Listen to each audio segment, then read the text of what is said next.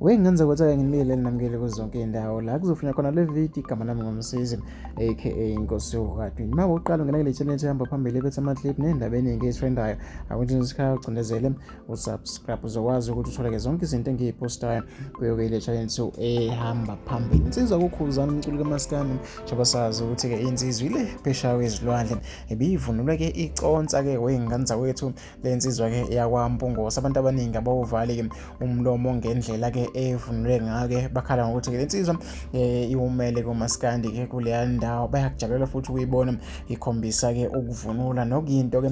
wenganza wethu ekhombisa ke ukuzigqaja ngendawo ke osuka kuyona noma ke ngezwe ke ophuma kuyona wenganza wethu. Omunye ke ey'nkundleni zokuxhumana othuthukile inkabikazi Gwala uthe-ke mncwa Ukhuzani wami wayesathi-ke baba-ke Mgabe kanti-ke umzukulu kaManqobi uthe-ke indlamulenze entombini nasey'nsizweni wenganza wethu kuNgqongqoshe Dlomo uthi-ke Sihole Herodi uphi kunike osuke-ke wasuke waxoxa-ke naye wenganza wethu nanguDudu Dlamini uthi-ke kubuhlungu komunye-ke engimazi ngedwa wenganza wethu-ke le nsizwa ilokhu waphoste njalo-ke amavidiyo ekhasini lawo la Facebook. Ngihamba ungene ke page lawo usearch uthi ke Ukhuzani King indlamlenze zokwazi ukuthi ke uzibonele ama performance akhe aphesha kwezilwandle amahle ke ngendlela ke eyisimanga. Insizwa ke ishawa uJoji lapha ikhuluma ke ulimi ke lwesilungu wenganza kwethu njengoba sazi ukuthi insizwa ke ayikho ke eSouth Africa ke noma ke isemazweni so ke